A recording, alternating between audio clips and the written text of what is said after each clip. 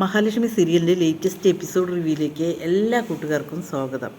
എടാ, ഇവളെല്ലാ കാര്യവും അറിഞ്ഞിരിക്കും. കാരണം എന്താണെന്നറിയോ, ഇവളുടെ മോളെ അപ്പം തന്നെ കാര്യങ്ങളെല്ലാം പറഞ്ഞു കൊടുത്തിട്ടുണ്ടാവും എന്നിങ്ങനെ പറയണം കേട്ടോ. എന്താണ്, ഞാനൊന്നും അറിഞ്ഞില്ലല്ലോ, എന്താ അത് എന്ന് ചോദിക്കേടി. അവളെ ആ മേഘനാഥനെ വിട്ടേച്ചിട്ടേ ആ മാർക്കോടെ കൂടെ പോയി എന്നിങ്ങനെ പറയും. മാർക്കോടെ കൂടെ പോകെ? അയ്യേ, ഇവളൊന്നും അറിയാത്ത പോലെയാണ് പ്രതാപ. ഇവളൊരു കാര്യവും അറിഞ്ഞിട്ടില്ല.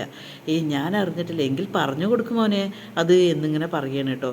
അതിനുശേഷം മഞ്ജു മാർക്കോടെ കൂടെ പോയി എന്നിങ്ങനെ പറയണം. മോഹിനിക്കത് വിശ്വസിക്കാനേ പറ്റില്ല കേട്ടോ. ഈ മാർക്കോയെ എങ്ങനെ അറിയുക? ഒന്നും അറിയില്ല, നിൻ്റെ മോളുടെ കൂടെ പോയതല്ലേ. ഇനി എന്തായാലും കമലേശ്വരം തറവാട്ട് പോയി കഴിഞ്ഞാൽ രണ്ടുപേരെയും അവന് കാണാം. എന്തായാലും കണ്ണനെയും മഹാലക്ഷ്മിനെയും ആരും തൊടാൻ പോവില്ല നിൻ്റെ മോളെ.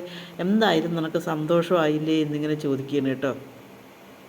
അത് കേൾക്കുമ്പോൾ മോഹിനി പറയുന്നുണ്ട്, ആ മേഘനാഥൻ്റെ സ്വഭാവം ശരിയല്ലാത്ത കാരണമായിരിക്കും ആ കൊച്ചു പോയത് എന്നിങ്ങനെ പറയും. ആടി, അവൻ്റെ സ്വഭാവം ശരിയല്ല, അത് നിനക്ക് നേരത്തെ അറിയുമല്ലോ, അതുകൊണ്ടാണല്ലോ. ഏതായാലും ശരി, ഇത്രയും ഉണ്ണിക്കൊട്ടിരുന്ന പെങ്ങളെ ഈ ചതി ചെയ്യേണ്ടിയിരുന്നില്ല എന്നിങ്ങനെ മുത്തശ്ശി പറയണം കേട്ടോ. അതിനുശേഷം മോഹിനി പോവുകയാണ്. പിന്നീട് പ്രതാപനും മുത്തശ്ശിയും കൂടി പറയണ, എടാ ഏതായാലും നാണക്കേടായി, ഇനി ഉണ്ണിക്കുട്ടനെ ഒരു വകയും അവിടെ നിന്ന് കിട്ടില്ല, അത് ഉറപ്പായ കാര്യമാണ്. അത് കേൾക്കുമ്പോൾ പ്രതാപൻ പറയണ്ട, അത് ശരിയാണമ്മേ, ഇനി ഞാൻ ചെലവിന് കൊടുക്കേണ്ടി വരുമോ അവൾക്ക് എന്നിങ്ങനെ ചിന്തിച്ചു കൊണ്ടിരിക്കുകയാണ് കേട്ടോ.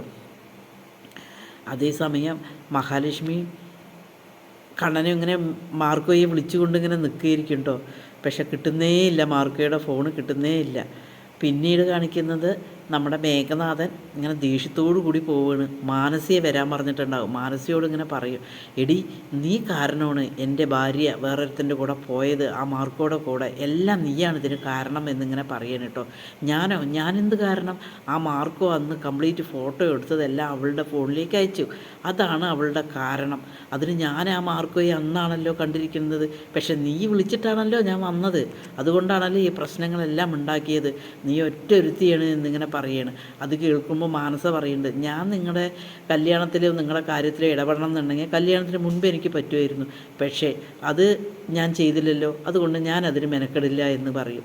അതുകൊണ്ട് ഇനി മേലിൽ നിനക്ക് ഞാൻ ഒരു കുഞ്ഞു പൈസ പോലും തരില്ല, കുഞ്ഞിനെ ചിലവാക്കാനോ നിനക്കോ എന്നിങ്ങനെ പറയണം കേട്ടോ. അത് കേൾക്കുമ്പോൾ മാനസികാകെ ദേഷ്യം വരികയാണ് കേട്ടോ. എൻ്റെ കുഞ്ഞിന് ചിലവിന് തരില്ല എങ്കിൽ എനിക്കത് വാങ്ങാൻ അറിയും, അത് എൻ്റെ കുഞ്ഞാണോ എന്ന് എന്താടി ഇത്ര ഉറപ്പ് എന്നിങ്ങനെ ചോദിക്കുകയാണ് കേട്ടോ. അതിന് ഇന്ന് കാലത്ത് പല ടെസ്റ്റുകളുണ്ട്, അത് ഞാൻ ചെയ്തോളാം, ഞാൻ വേണം പറഞ്ഞാലേ നിങ്ങളുടെ വീട്ടിൻ്റെ മുൻവശത്ത് വന്ന് നിൽക്കും എന്ന് പറയണം. അത് കേൾക്കുമ്പോൾ മേഘനാഥനാകെ പേടിയാകണം കേട്ടോ. മാനസ വിളിച്ചതിന് ശേഷം പോവുകയാണ്.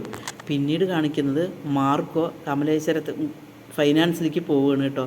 ഫൈനാൻസിലേക്ക് പോകുമ്പോൾ തന്നെ മഹാലക്ഷ്മി അവിടെ ഇരിക്കുന്നുണ്ടാകും. അതിനു മുമ്പ് തന്നെ പിന്നെ മോഹിനി വിളിക്കുകയാണ് കേട്ടോ. മോഹിനി വിളിച്ചിട്ട് മോളോട് ചോദിക്കണം, മോളെ ഇവിടെ എല്ലാവരും മാർക്കോടെ കൂടെ പോയി എന്ന് പറയണം, മഞ്ജു അങ്ങനെ ചെയ്തോ എന്ന് ചോദിക്കുക.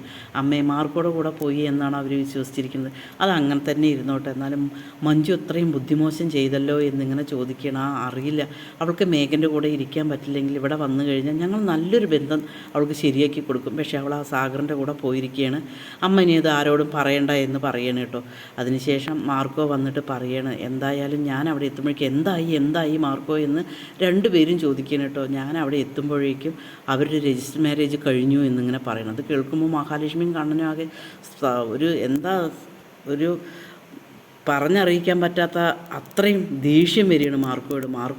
മാർക്കോയ്ക്ക് നേരത്തെ പറയായിരുന്നില്ലേ, ഒരു വാക്ക് ഞങ്ങളോട് പറയായിരുന്നില്ലേ, അവൻ അത്രയും ചതിയനാണ്, മേഘനേക്കാളും മോശമാണ് അവൻ എന്നിങ്ങനെ മഹാലക്ഷ്മി പറയണം. മാർക്കോയ്ക്ക് അറിയാഞ്ഞിട്ടാണ് അവനെ കുറിച്ചിട്ട് എന്നിങ്ങനെ പറയണം.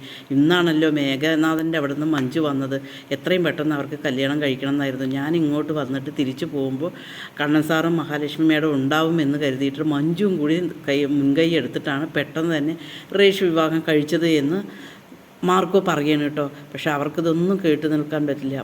അതിനുശേഷം നിങ്ങൾക്ക് ശരിക്കും സാഗറിൻ്റെ സ്വഭാവം അറിയാഞ്ഞിട്ടാണ് എന്ന് മഹാലക്ഷ്മി പറയണം. അത് കേൾക്കുമ്പോൾ മാർക്കോ പറയേണ്ട എല്ലാ കാര്യങ്ങളും സാഗർ ഞങ്ങളോട് പറഞ്ഞിട്ടുണ്ട്, പക്ഷേ സാഗർ നല്ലവനാണ്, അവനെനിക്ക് അറിയാം എന്നിങ്ങനെ പറയണം കേട്ടോ.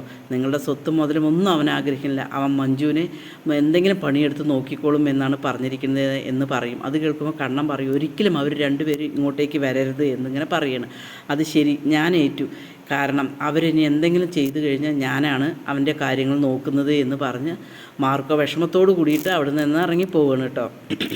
അതേസമയം മാർക്കോ പോകുന്നത് നോക്കിയിട്ട് മേഘനാഥൻ കാത്തു നിൽക്കണം കേട്ടോ. വഴി തടഞ്ഞിട്ട് എന്താടാ നീ വഴി തടഞ്ഞ് നിൽക്കുന്നത് എന്ന് ചോദിക്കും. നീ എൻ്റെ പെണ്ണിനെ കൊണ്ടുപോയില്ലേ എന്ന് ചോദിക്കും കേട്ടോ. അത് കേൾക്കുമ്പോഴാണ് മാർക്കോ കാര്യങ്ങൾ അറിയുന്നത് കേട്ടോ. അതിനുശേഷം അവിടെയുള്ള ഗുണ്ടകളൊക്കെ മാർക്കോയെ അടിക്കാൻ പോവുകയാണ് കേട്ടോ. മാർക്കോയെ അടിച്ച് കൊല്ലടാ എന്നിങ്ങനെ മേഘനാഥൻ പറയുമ്പോൾ തന്നെ ഗുണ്ടകളെല്ലാം അടിക്കുകയാണ് കേട്ടോ. പക്ഷെ നമ്മുടെ മാർക്കോ അടിച്ച് അവരെല്ലാം നിലം വരി വെച്ചാക്കുകയാണ് കേട്ടോ. അതേസമയം മേഘനാഥൻ പറയുകയാണ്, ഇനി എന്തായാലും ഇവനെ ഇരുത്തിയിട്ട് കാര്യമില്ല, ഇവനെ കത്തിച്ച് കളയണം എന്നിങ്ങനെ കരുതിയിട്ട് തോക്കെടുത്തിട്ട് നമ്മുടെ മാർക്കോയുടെ നെറ്റിയിൽ ഇങ്ങനെ വെക്കുകയാണ് കേട്ടോ, വെടിവെക്കാൻ വേണ്ടിയിട്ട്. പക്ഷേ മാർക്കോ അവൻ്റെ കയ്യിൽ പിടിച്ചിട്ട് മേഘനാഥൻ്റെ കൈ തിരിച്ചിട്ട് തോക്കെടുക്കുകയാണ്. അതിനുശേഷം നല്ല മടി കൊടുക്കുകയാണ് മേഘനാഥൻ കേട്ടോ. ഇനി എന്നെ അടിക്കരുത് എന്നിങ്ങനെ മേഘനാഥൻ പറയും. അവസാനം മാർക്കോ ആ തോക്കെടുത്ത് അവൻ്റെ നെഞ്ചിൽ വെക്കുന്നുണ്ടോ. മേഘനാഥൻ അങ്ങ് പേടിച്ചു പോവുകയാണ്. നീ എൻ്റെ ഭാര്യ എൻ്റെ ചെറുപ്പം മുതലുള്ള ഭാര്യ നീ കൊണ്ടുപോയില്ലേ എന്നിങ്ങനെ ചോദിക്കുകയാണ്. അത് കേൾക്കുമ്പോൾ നമ്മുടെ മാർക്കും ഇങ്ങനെ പൊട്ടി ചിരിക്കുകയാണ് കേട്ടോ. അതിനുശേഷം എടാ ഞാനാണ് അവളെ കൊണ്ടുപോയി എന്ന് നീ കരുതുമെന്ന് എനിക്ക് പൂർണ്ണ വിശ്വാസമാണ്. പക്ഷെ ഞാനല്ലടാ കൊണ്ടുപോയത്, നിൻ്റെ ഒരു ചങ്കന്നെയാണ് കൊണ്ടുപോയിരിക്കുന്നത്, നിനക്കത് കാണണ്ടേ, ഇന്ന് അവർ രജിസ്റ്റർ വിവാഹം കഴിഞ്ഞു എന്നിങ്ങനെ പറയുകയാണ് കേട്ടോ. അത് കേൾക്കുമ്പോൾ ചോരയൊക്കെ തുടച്ചിട്ട് നമ്മുടെ മേഘനാഥനാകെ ഞെട്ടിപ്പോവുകയാണ് കേട്ടോ. പിന്നീട് മേഘനാഥൻ ആ തോക്കെടുക്കണം. എന്തായാലും എനിക്കെൻ്റെ കൈ മതി, എങ്കിലും ഇതെൻ്റെ കയ്യിലിരിക്കട്ടെ, നിനക്ക് ആരാണെന്നുള്ളത് കാണണ്ടേ, ഇതാ അവരുടെ കല്യാണം കഴിഞ്ഞ ഫോട്ടോ തന്നെ കാണിച്ചു തരാം എന്ന് പറഞ്ഞതിന് ശേഷം നമ്മുടെ മാർക്കോ ആ ഫോട്ടോ ഇങ്ങനെ കാണിച്ചു കൊടുക്കുക കേട്ടോ. സാഗറും മഞ്ജുവും കൂടി മാലയൊക്കെ ഇട്ട് നിൽക്കുന്ന ഫോട്ടോ. അത് കണ്ടപ്പോൾ നമ്മുടെ മേഘനാഥനാകെ സ്തംഭിച്ച് പോവുകയാണ്.